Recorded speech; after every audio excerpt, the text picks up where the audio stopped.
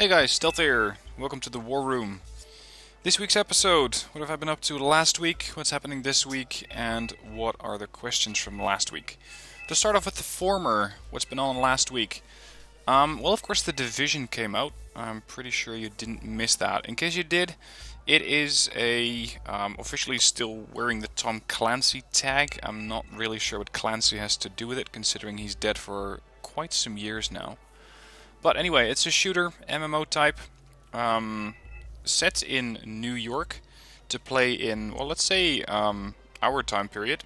No science fiction there, although they have some really interesting gear. But the weaponry that you have is mostly current day.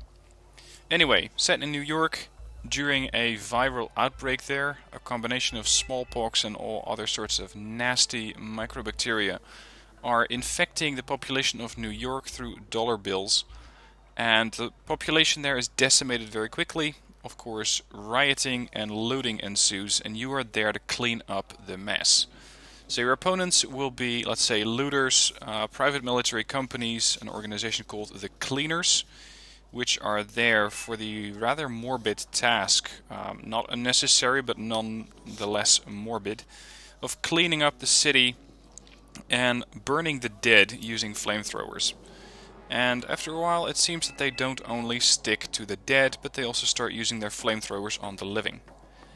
Anyway, I've been playing that. It came out Tuesday. I took Tuesday off, and I logged an incredible 15 hours that day, so it really got to me.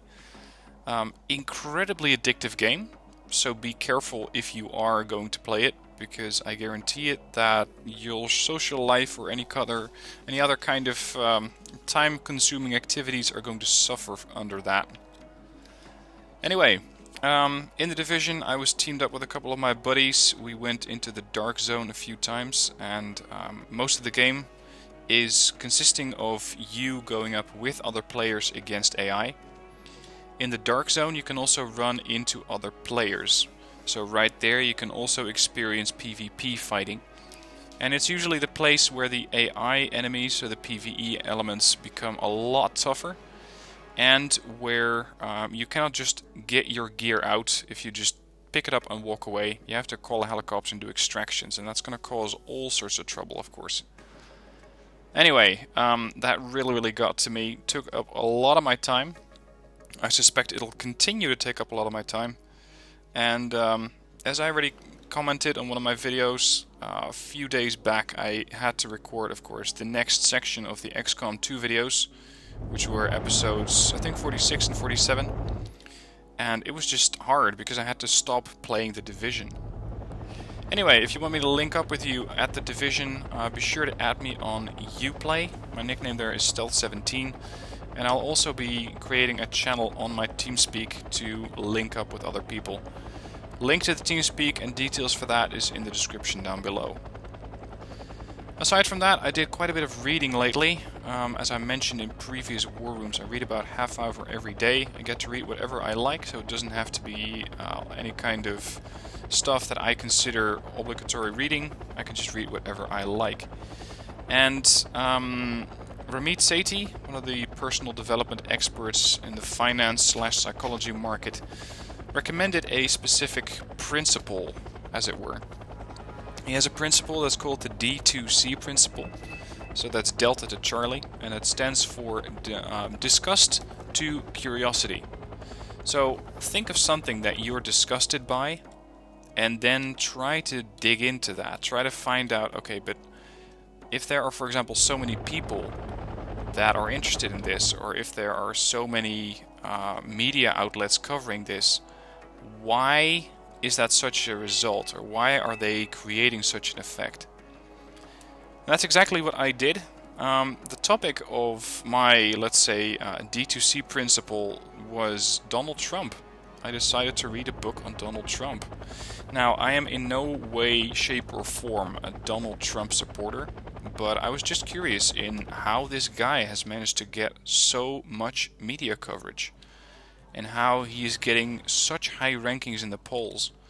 So I decided to read a book on that, and I gotta say it was rather interesting. Because the main thing that the guy does is tackle controversial topics, which most politicians are happily staying away from, in order not to take any kind of, let's say, political flack from opponents. And he is also not afraid to insult people and then not back down from that threat. Which is also an interesting thing, since most politicians, of course, they say something, they notice that it does not quite get the result from the crowd that they hope that it did, and they then proceed to,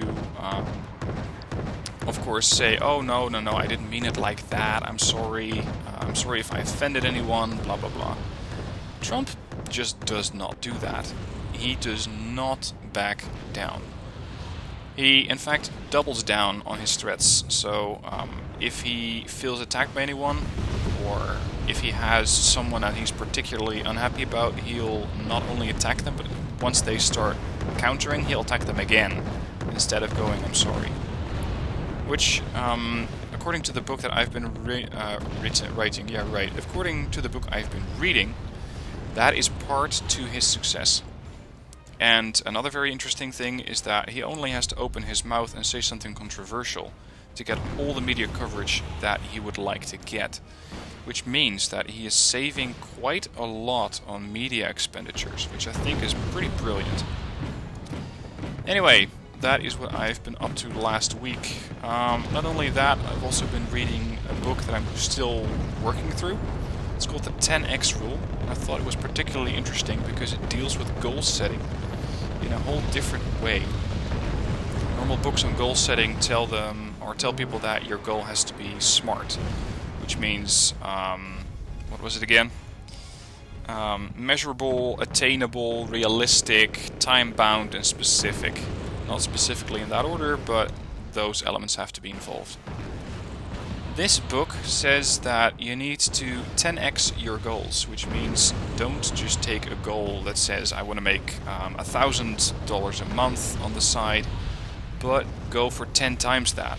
Because let's face it, if you get out, or if you're in bed about to wake up and you want to think about your goals and you go, oh, I want to make $1,000 a month this week. For some people that may be a lot. For most people, $1,000 is about enough to cover your expenditures, your monthly cost. Most people are not going to be that interested in making $1,000 on the side. However, if you can make, for example, $10,000 on the side, you're going to be way more interested in getting out of bed and actually getting to work. So I found that a very interesting tactic. And not only that way of thinking about goals, but also what happens if you don't achieve your goal? And he goes, well, let's suppose you have a goal for either making 1,000 on the side or 10,000 on the side. Having that goal is at least going to force you to do something.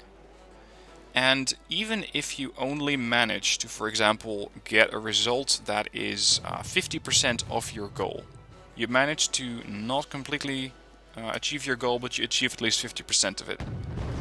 That will lead you to not having an income of, for example, $500 aside, or $500 per month on the side, but $5,000 if you 10x'd your goal.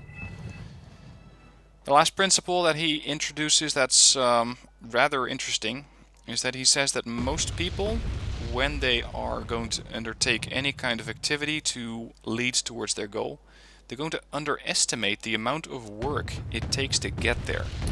Meaning that because you're getting discouraged, you're not getting to your goal as quickly as you thought you would, you're finally going, okay, you know what, screw it, I'm not going to pursue this thing anymore. It's just a waste of my time. I didn't really want this in the first place.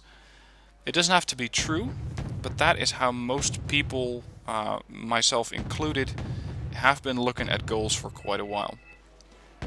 And yesterday I of course set a few new goals, and immediately I noticed that I was thinking bigger. I was not thinking at the same smallish levels that I normally do. I was thinking bigger, and that's something very interesting. Of course, also leads to much more action being taken. So for example, yesterday, Sunday for me, a bit unusual, I never work on a Sunday,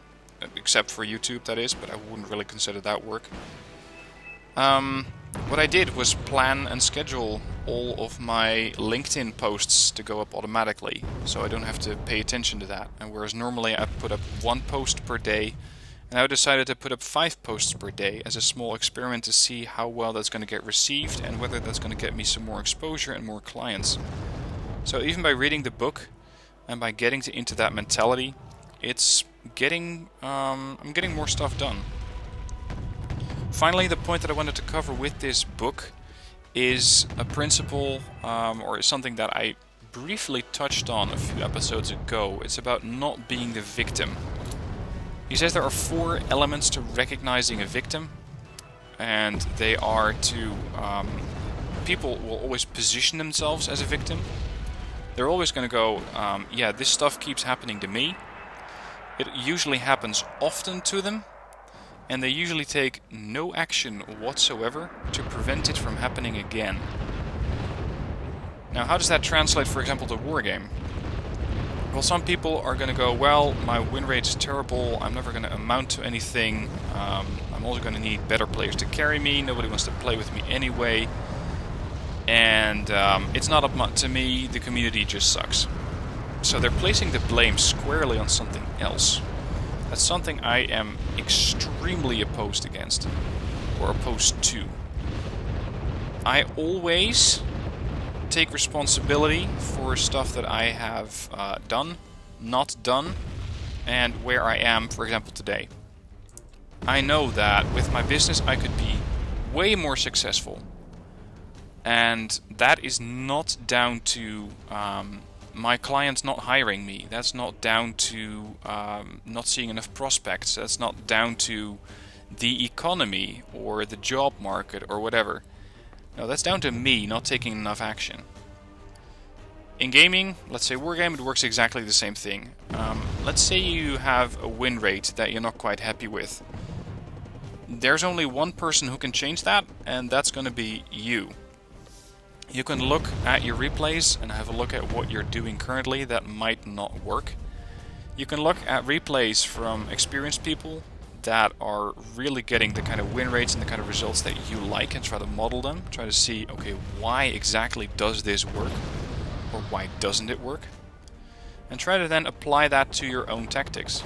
That's the easiest way of taking responsibility for your own actions and using that kind of mindset to move yourself forward. Anyway, enough with the psychology and the personal development. Unless you guys want me to go on, let me know in the comments down below whether you are interested in this kind of stuff or whether you're just more here for the military stuff and the channel info. Other news. What did I do last week? Well, I finished, of course, XCOM 2. The last episode went up yesterday. Or was it Saturday? I don't know. It was an extremely long episode. 1 hour, 40 minutes. A very, very high amount of targets in the area. Lots of aliens that needed killing. And, of course, I was happy to oblige. It just took a little longer than I had expected. And I didn't really want to cut up that last mission into 2 parts. So I decided to just go with 1 part. Turning into a rather long video. But nonetheless, making it a rather interesting view or interesting watch. What else? Let's focus on the movies. I watched a few movies last week. I went to see Grimsby Friday.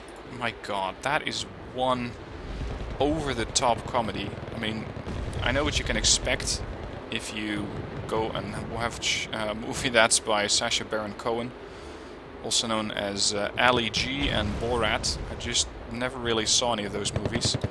So I was in exactly the same position as I was, for example, with the movie that I saw a while ago. God, what was that? Yeah, the Quentin Tarantino thing. I'd never seen any of those movies before. And while this wasn't as bad, some of the humor was just so incredibly over the top that, well, it wasn't really too... I didn't think it was too good. Let's keep it at that. Last week I mentioned that I went to see the sequel to White House Down, or Olympus Has Fallen, which is London Has Fallen. That's something that I find a lot more interesting, and I would recommend it a lot more. On the other hand, if you are, and yes, this is going to sound strange, if you are interested in elephant porn from the inside of the elephant, be sure to have a look at Grimsby. Link to the trailer in the description down below. Other movie that I saw was a little older, Knock Knock with Keanu Reeves. The plot is as simple as it is complicated. A guy alone at home, parent, he's I think 53, although by his looks you wouldn't give it to him. He's working alone at home, rainy day, doorbell rings, a couple of very, very dripping wet schoolgirls slash college girls show up. And being the Good Samaritan, he lets them in, after which some things happen that he wasn't really expecting. Bit freaky, rather unusual, and I thought it was a really, really good movie. Because you're constantly thinking, okay, how the hell is he going to get out of this situation next? Link to the trailer for that movie also in the description down below. And if you have any good movies that you think I should watch, link to a trailer in your comments, so I and others with me can have a look at that movie, and possibly I've already seen it, maybe not. Just let me know what kind of things you have found lately or you've been watching that you think I should watch. Anyway, time to move on to this week. This week I'll be doing more Armored Warfare. I know, I keep saying that every week, and I just don't get around to it. Thank you, Division.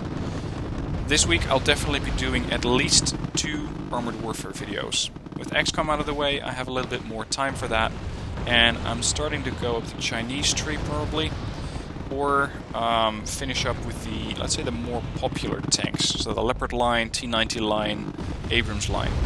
Do some reviews on those tanks. Other than that, I'm working through the Able Archer campaign on Wargame European Escalation, and good God, those things have got me on my toes, those missions. They are not easy. I'd say I'm rather experienced at Wargame nowadays, but these missions, they are just tough. They give absolutely no quarter, and they just keep you very, very engaged in the conflict. Mostly up to the point, at least with this campaign, where I'm constantly trying to fall back. I feel like I'm constantly attacked, constantly having to defend myself. Which is not a bad way, it's not a bad thing, it just keeps you on your toes and you have to work really, really hard in order to try and keep your forces together, alive, and mostly not losing too many secondary objectives. Which I gotta say, guys, what are you doing here? Is this some sort of weird dance party, or... Sorry, sometimes XCOM animations are just... What is going on here? Sorry. The European escalation campaigns absolutely keep you on your toes. They're really, really good at that, and I enjoy them for that.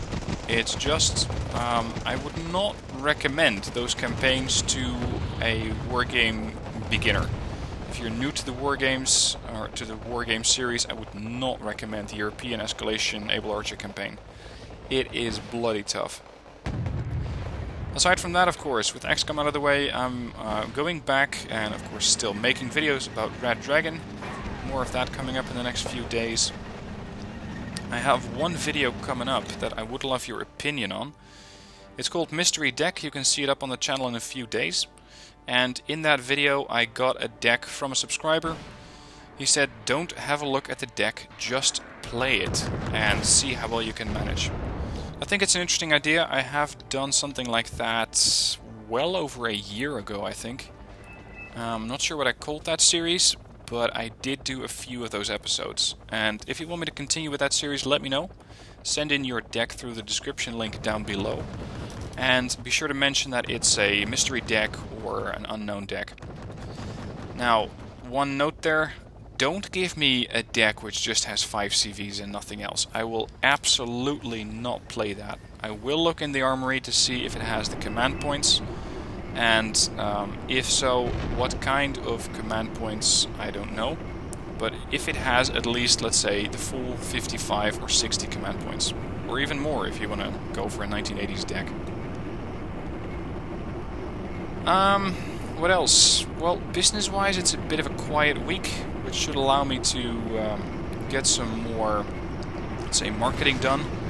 I won't really be focusing too much on visiting clients this week. I don't have too many meetings going on.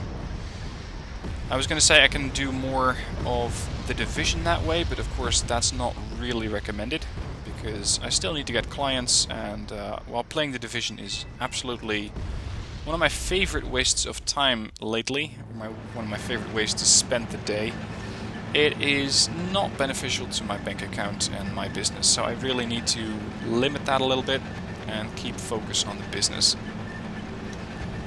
Moving on to questions that you guys sent me last week. Where do you live is something that Eric Easy Right wants to know. I live in the Netherlands, as mentioned. It's a little town called Hellevoetsluis. There's, yeah, I suppose the abbreviation would be Hell. Not to say that I live in Hell, but I usually say that I live close to Rotterdam, because most people know where that is. It's in the southwestern part of the country. Other question. Rob BK wanted to know what other places in the country are worth visiting. He's been to Amsterdam a few times. I don't really know, actually, because small as the Netherlands is, I haven't really been visiting too many different places. I think Rotterdam's an interesting town. It's rather modern, because it was one of our cities that got bombed pretty much back to the Stone Age at the start of World War II. So they had to pretty much reconstruct the entire city center there. And that's why you can see a bit more high-rise there than with most of the other towns. Amsterdam, most people find very interesting. I personally find it very smelly. Because of, and yes, this is indeed the case, because of the drug smell. You just have to walk the streets there, and you're going to be welcomed by an aroma of weed, pot, and crack, pretty much. And that's probably the, let's say, the weakest variants that are currently available there. You can probably get everything that your average drug user would like. I haven't ever tested that, nor am I likely to, but that's why I really don't like Amsterdam, despite the supposedly beautiful architecture. The place where I went to college is interesting. It's Utrecht, in the middle of the Netherlands. I think it's a great town, because it, while being a city of about 300,000, it doesn't really feel like a big city. It feels a little bit more like a town. It feels like, I don't know, a big village. So that's something that, those two places, Rotterdam and Utrecht, I think those are nice to visit. Last question that came in by SimiJump. Do you watch MMA? Answer is no, I don't. I don't find that particularly interesting. Actually, overall, I don't find sports very interesting. I don't watch football, soccer, hockey, tennis, whatever. I prefer to actually be involved in activities. So, playing Wargame, I suppose you could call that a sport, in a way. Stuff like that is much, much more to my liking. And just watching a game or watching a sport, not really. The only sport I watch is Wargame replays. Anyway, with that, that's the end of this War Room. If you have any questions for me, let me know. If you have a mystery deck you want to send in, do that through the link in the description. And finally, if you have any trailers that you want to show off or that you think I and my community should watch, let me know through through a link in your comment. Oh, and before I forget, join up on the Teamspeak if you want to get in a team for the division.